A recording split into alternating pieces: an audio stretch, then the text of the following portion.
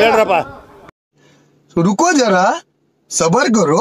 ನಟ Rakshak bullet big boss season 10ಕ್ಕೆ ಹೋಗಿ ಬಂದಿದ್ದಾರೆ. ಬುಲೆಟ್ ಪ್ರಕಾಶ್ ಅವರ ಮಗನಾಗಿ ಮಾತ್ರ ಅಲ್ಲದೆ ಗುರು ಶಿಷ್ಯರು ಚಿತ್ರದ ಮೂಲಕ ನಟರಾಗಿ ಕನ್ನಡಿಗರಿಗೆ ಪರಿಚಯ ಆದ್ರು. ಬಾಪ ಬಾ ಮಾಟಗಾರ ಬಾ. Thank you. ಈಗ ಬುಲೆಟ್ ಅಂತ ನೀವು ತಂದೆಯವರ ಹೆಸರಿಂದ ಇಟ್ಕೊಂಡಿರೋದಾ ಅಥವಾ ಏನು ಇಷ್ಟ ಆಯ್ತು ಅಂತ ಇಟ್ಕೊಂಡಿದ್ದಾ? ಅಂದ್ರೆ ನನ್ನ ಹೆಸರು ರಕ್ಷಕ್ ಸೇನಾ ಅಂತ. ಸ್ಕೂಲ್ ಕಾಲೇಜ್ ಎಲ್ಲ ಕೂಡ ರಕ್ಷಕ್ ಸೇನಾ ಅಂತ. ನಾನು ಅಪ್ಪ ನನ್ನ ಜೊತೆ ಇದ್ರು. ತೊಂದರೆ ಇಲ್ಲ, ಬ್ರಾಂಡ್ ಪಕ್ಕದಲ್ಲಿ ಟೈಮಲ್ಲಿ ಹೆಸರು ಕೊಡೋದು ಅಂತ ಅನ್ಕೊಂಡಿದ್ದೆ. ಅದಾದ್ಮೇಲೆ 17 ವಯಸ್ಸಿನ ಅಪ್ಪನ ಕಳ್ಕೊಂಡೆ. ಅದಾದ್ಮೇಲೆ 19 ವಯಸ್ಸಿಗೆ ನಾನು ಇಂಡಸ್ಟ್ರಿಗೆ ಎಂಟ್ರಿ ಕೊಟ್ಟೆ. ಅದಾದ್ಮೇಲೆ ಬೇಡ ಸೇನಾ ಅನ್ನೋದು ಇಟ್ಬಿಟ್ಟು ಬುಲೆಟ್ ಅನ್ನೋದು ಹಾಕೊಳ್ಳೋಣ, ಹೆಸರು ಯಾವತ್ತೂ ಶಾಶ್ವತವಾಗಿ ಇರಬೇಕು ಅನ್ನೋದು. ಮನುಷ್ಯ ಹೋಗಿರ್ಬೋದು ಅಷ್ಟೇ, ಆ ಹೆಸರು ಯಾವತ್ತೂ ಇಲ್ಲಿ ಉಳಿಬೇಕು ಅನ್ನೋದು ನನ್ನ ಆಸೆ. ಅದಕ್ಕೆ ಆ ಬುಲೆಟ್ ಅನ್ನೋದು ನನ್ನ ಹೆಸರು ಪಕ್ಕದಲ್ಲಿ ಹಾಕೊಂಡು ರಕ್ಷಕ್ ಬುಲೆಟ್ ಅಂತ ಮಾಡ್ಕೊಂಡಿದ್ದೆ. ನನ್ನ ಮೇಲೆ ಆಣೆ ಇಟ್ಟು ನನ್ನ ಮೇಲೆ ಆಣೆ ಇಟ್ಟು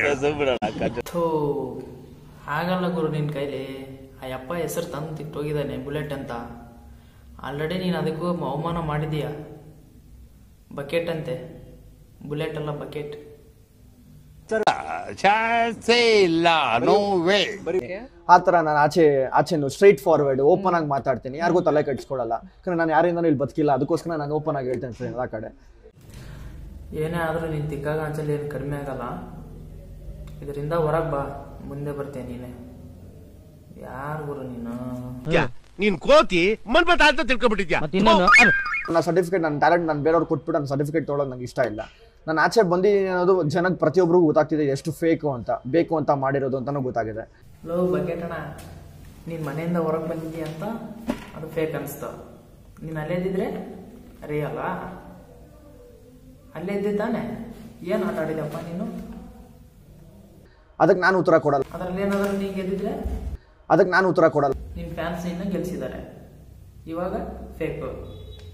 ನಾನು ಹೇಳ್ಕೊಂಡಾಗ ನಾನು ಇಷ್ಟು ಬೇಗ ಆಚೆ ಬಂದರೆ ಅಂದ್ಬಿಟ್ಟು ಅದು ನನ್ನ ಮುಟ್ಟಾಳ್ತನ ಆಗುತ್ತೆ. ಜನನೇ ಬಂದು ನನ್ನ ಹತ್ರ ಹೇಳಿದಾಗ ಅದು ರಿಯಲ್. ಅದಕ್ಕೆ ಹೇಳೋದು, ಚೈಲ್ಡ್ಗಳನ್ನೆಲ್ಲ ಬಿಗ್ ಬಾಸಿಗೆ ಕರ್ಕೊಂಡು ಹೋದ್ರೆ ಹಿಂಗೆ ಆಗೋದು. ಮೊದಲು ಯಾರ ಜೊತೆ ಹೆಂಗೆ ಮಾತಾಡ್ಬೇಕು ಅನ್ನೋದ ತಿಳ್ಕೊ. ಸುಮ್ಮನೆ ಕ್ಯಾಮ್ರಾ ಸಿಕ್ಕೈತೆ ಅಂತ ಮಾತಾಡೋದಲ್ಲ.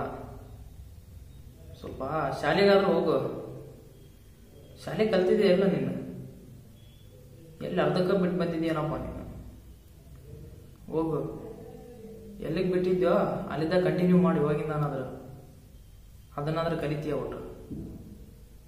ಕೋಣ ಮೂರ್ಖತೆ ವಯಸ್ಸಾಯ್ತು. ಇಷ್ಟು ಬೇಗ ನೀವು ಹೊರಗೆ ಬರೋಕ್ಕೆ ಏನ್ ರೀಸನ್ ಇರಬಹುದು ಅಂತ ಅನ್ಸುತ್ತೆ? ಬೇಕ ಅಣ್ಣ ನೇಕ್ ಕಿತ್ತಬಾಗ್ತಿದ್ದ, ನೀನು ಅದನ್ನೇ ಕೇಳ್ತೀನಿ ನೋಡು. ಮತ್ತೆ ಫಸ್ಟ್ ನಾನು ಕೇಳ್ತೀನಿ, ನೀವೇ ಇವಾಗ ಹೇಳಿದ್ರೆ ಸ್ಟ್ರಾಂಗ್ ಕಾಂಪಿಟೇಟರ್, ಕಾಂಪಿಟೇಷನ್ ಕೊಟ್ಟಿದ್ದೀನಿ ಒಳಗಡೆ.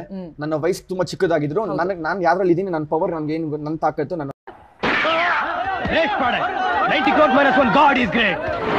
ವರಕ್ಕೆ ಯಾರೂ ಮಾಡಿರ್ಲಿಲ್ಲ. ಇನ್ನೊಂದು ಅತಿ ಚಿಕ್ಕ ವಯಸ್ಸಿಗೆ ಒಬ್ಬ ಚಿಕ್ಕ ಹುಡುಗ ಹೋಗಿರೋದು ಬಿಗ್ ಬಾಸ್ ಮನೆ ಒಳಗಡೆ, ಅದು ನಾನು. ಅವಾಗಲೇ ಅದನ್ನೇ ಗುರು ಹೇಳಿದ್ದು, ಚೈಲ್ಡು ಅಂತ. ತುಂಬಾ ಖುಷಿ ಅನ್ಸುತ್ತೆ ಇದೆಲ್ಲ.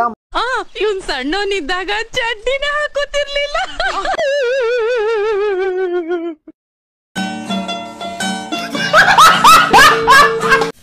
ಓಕೆ ಫ್ರೆಂಡ್ಸ್, ಇಷ್ಟು ಹೇಳ್ತಾ ಈ ವಿಡಿಯೋ ಮುಗಿಸ್ತಿದ್ದೇನೆ. ನಿಮ್ಗೆ ಇಷ್ಟ ಆದರೆ ಲೈಕ್ ಮಾಡಿ, ಹಾಗೆ ಏನು ಅನ್ಸುತ್ತೆ ಅದನ್ನು ಕಮೆಂಟ್ ಮಾಡಿ, ಹಾಗೆ ಸಬ್ಸ್ಕ್ರೈಬ್ ಆಗೋದು ಮಾತ್ರ ಮರಿಬೇಡಿ.